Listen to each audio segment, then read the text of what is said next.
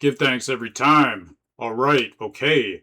Last week I showed you how your bank app is about to get an AI money coach built in. And the question that video kept running into was, when the machine gets it wrong, who pays? This week I built something for the other side of that problem. Because here's what I keep seeing in beginner investing threads. Somebody lays out their whole situation, the research is done, the spreadsheet exists, they have read everything, all kinds of research. And the post still ends the same way every single time.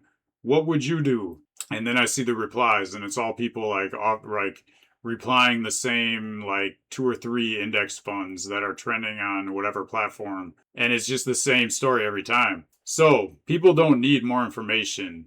Many times something else is just stuck. So I believe a free tool, 6 questions, about 2 minutes, that names what would actually settle your decision. It turns out there are 3 completely different kinds of stuck, and only one of them gets fixed by more research. Let me show you. So here's the trap. Asking someone else, what would you do? I don't know what I'm going to do. What would you do? Because then I'll probably just copy that, because you must know more than me. You've been in stocks longer than me. This guy's on TV. He's been picking stocks for over 10 years. He must know more than me. I'm going to wait till his show starts. I'm going to see what he's buying. I want to know what this guy's buying. I want to know what that guy's buying, because I don't know what to do. I've done all this research. This is one of the most common endings in beginner money threads. The answers almost never unstick anyone. The default fix for a stuck decision is always more research. The reading list grows, the decision still doesn't move. So there's 3 kinds of stuck hidden underneath the same feeling. A fact you could look up, a future nobody can know, and a sign off only you can give. Each one lands differently. So the bridge from last week. An AI coach living in your bank app is an endless supply of confident answers. Confident answers fix the first kind of stuck and quietly make the other 2 worse. So here goes the reframe. Here's what's new for you. The most stuck decisions, the missing ingredients stopped being information a while ago. It's more than that. People keep thinking it's all about the information. Like, I just don't have enough information yet. I just don't know. I just would feel better if I knew what someone else was doing. Asking someone else transfers input, never responsibility. That's what it's about. It's not about the information. Sometimes it is, but the more and more that I'm seeing the same trend, and I'm seeing like these people are getting like sidetracked. It's not the information. They're focused on like, I just don't have enough information, but it's the responsibility part of it. That's what I'm really starting to see like more and more now. It's about not wanting to take that responsibility, not wanting to make that decision and deal with the responsibility that comes with it. So the top comment loses nothing if it goes badly. You keep everything. That means the sign off was always yours. What replaces certainty is not confidence. It's a decision size to survive being wrong. Amounts you could watch drop without abandoning the plan. Can you really stick with it when you make that decision? Are you going to change your mind? And here's the crazy thing I've noticed is like people are more likely to change their mind when they make a decision that's based off of somebody else's decision just because that other person made it than when you make a decision based on your own convictions. So a written if this then that, judging yourself on the reasoning instead of the outcome. Which kind of stuck are you is information about you. 2 people can circle the same decision for opposite reasons, and the honest way out is different for each. So why did I build this? This is straight out of this exact weekly loop. Replying to beginners all week keeps surfacing the same deeper pain. It's rarely I don't know which option, it's I can't make myself pull the trigger. I've searched it before building. Analysis paralysis investing is all articles. Nobody owns an interactive answer, but now there is one. Keep it honest and short. This is free. You don't have to sign up. You don't need to email. It's built in the open as part of this weekly build cycle. So right about now, I'm going to show you the tool. And remember, this is all about analysis paralysis, decision making, stuff like that. So this is based on the research I've done online. This is the answers. That like the most common answers that people would make based on what I've seen offline. This is like new investor, their most likely answers to these questions. So I'm going to run through it. What kind of decision are you circling? People have a lump sum of money that needs a home. Maybe some kind of bonus from their job, some kind of savings that they just like got access to, something like that.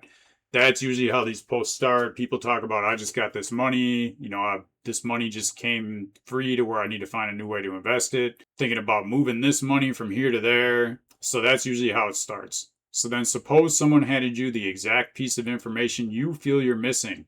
Would you act? Most people, they're still asking. Like they can get the right answer and they can feel like, wow, this is a good answer. But I just got to ask a few more people. I just got to like get a few more to sit probably just find another thing to check first, more research. So when you imagine asking someone, what would you do? What are you actually hoping they say? You want them to tell you the right move, stated plainly. So that way the call isn't on you.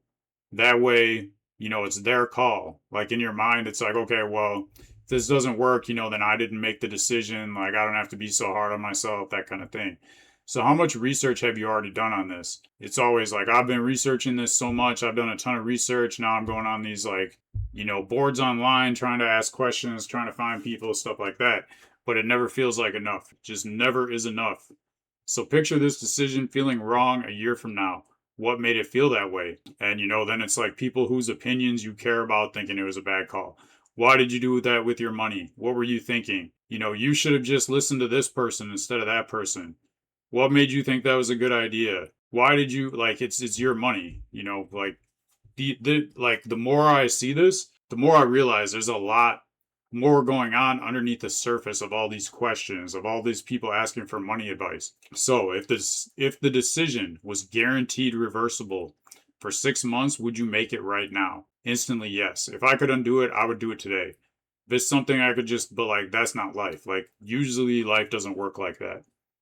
So in this case, this is like the most solution to what I've seen is like people have the analysis already more than they know. What's missing is they didn't give themselves permission, and they're the only person that can grant it to themselves. I mean, another person can tell you you have permission to do this, but if they don't feel like they have it, they're not going to do it. So the answers say you've done the work, options known, research done. Another factor wouldn't move you. What's left is the part that can't be researched, being the one who signs off. Usually what would you do is usually this, wearing a research costume. And I mean, there's more to this. Like you can go and check out a lot more information that explains this better. I'm just giving you the quick rundown. So now I'm going to show you the way me as an experienced investor would answer this. So what kind of decision are you circling? Most of the time I'm looking at one specific position. I'm just thinking of the next position to buy that week or that month. And I'm just doing research, seeing what I think is, I'll kind of narrow it down maybe to 2 or 3 that I think are the best. And then I'll just kind of go from there. And a lot of times I don't even pick one. I'll maybe just buy a third. I'll just take that money I have for that week, put a third into 3 different stocks, crypto, whatever it might be. So suppose someone handed you the exact piece of information you feel you're missing. Would you act? So let's see. Because I would know, I would probably recognize it better. I think a beginner. So I'm answering for me, yes. I would be okay, that makes sense. I'm going to act off that. When you imagine asking someone, what would you do? What are you actually hoping they say? So I don't really ask people too much, what would they do? The better I get, the more I invest, the less I check on the experts, the less I pay attention to that stuff. I just trust my own research more and more. I guess I would want to verify myself. I wouldn't just go off somebody's information without verification. I don't need their reassurance because I know that even the experts make a lot of mistakes, and that reassurance wouldn't mean anything to me. How much research have you already done on this? I would have to say I usually do plenty of research. Picture this decision feeling wrong a year from now. What made it feel that way? The outcome going badly. Sometimes you can make all the right decisions and then it just doesn't work out right. Things can change. Sometimes you can make the wrong decisions and you get lucky and things work out good. But really at the end of the day, I mean, if my reasoning is sound, then I'm not mad about it. I'm just looking at that's a learning opportunity. And I can only learn if I know why I made the decision. If I made the decision because someone else made it, then like, how can I learn from that? How can I get better? If the decision were guaranteed reversible for 6 months, would you make it right now? I mean, every time, yeah. If I could just like go back in time if it doesn't work out, I mean, if that were true, I would be probably be a trillionaire or whatever comes after the trillions. I don't even know. So here's my basically like answer that's different from the last one. This decision has layers and they unstick in a specific order. Your answers point in more than one direction, which usually means the decision is really 2 or 3 stacked. A part of you could learn, a part nobody can know, and a part only you can sign off on. And that sounds right. Like I'm always trying to learn something new, get better, find new stocks to invest in. And I mean, that's just like the stuff I got to do. Only I can sign off. Like, I'm buying a new stock that no one else has bought before. I'm just like, making my own decision with that. So like most of this information is going to be the same based on how you answer, just giving you background information. But essentially that's that right there. So let's see. So here's what all this reveals. This is the same tool, 2 different verdicts. Both of them are right. It never tells you what to decide. It names the blocker, hands you the move that actually ends that kind of being stuck. The other 2 reads are real too. The learnable fact verdict comes with a finish line. Name the fact in 1 sentence, answer it from a primary source, and then stop. And the layered read unstacks a heavy decision into 2 or 3 normal sized problems. So what you're hoping the thread will say is information about you, wanting a fact, wanting reassurance, and wanting someone to take the call off. You are 3 different places an investor can be standing. So mirror the tool's own disclaimer on camera is what you can see. It reflects a snapshot of my answers, a read on the blocker. It's not advice about my investment, account, or decision. It's way bigger than that. This is like the foundation work. This is really like the missing piece so many people don't see because they're too focused on information, doing more research, but it's really bigger than that. It's like a hidden thing. The key to what they need. So AI is racing to make all your decisions for you. Decide, allocate, coach you inside your own bank app so you never have to make a call yourself. If a machine makes every decision, how do you ever learn?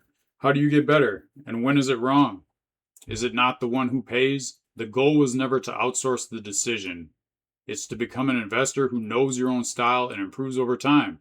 A tool can hand you an answer. It can't do the growing for you, and it won't answer for the outcome. Only you will. So the checker is free at stackivate.com/tools/decision readiness. Just go to the menu. I'll show you right now. You can see right on the side of Stackivate it says tools, and then you can go down to mindset, analysis paralysis, the new one, the last card, and it's super easy to get to. Do not need an account. It is free. So if the ownership verdict hits home, if you can identify with this, if you feel like this is like personal growth, the archetype quiz would be what's next. This is going to tell you what kind of investor is underneath. This is going to tell you like the basic level of investor you most likely are or that you think you are. And then when you start actually using Stackivate, it's going to give you a much more clear like view on you. And that's going to change over time as you get better. So think of the money decision you've been circling the longest. What is it? A fact you could look up, a future nobody knows, or a call you haven't given yourself permission to make? Tell me below. I'll read every comment, reply my best to provide value with everything I got to tell you. And that's going to be it for right now. Make sure that you like up the like button and subscribe if you haven't already, because I'm coming through with new information steady. That's it for this video.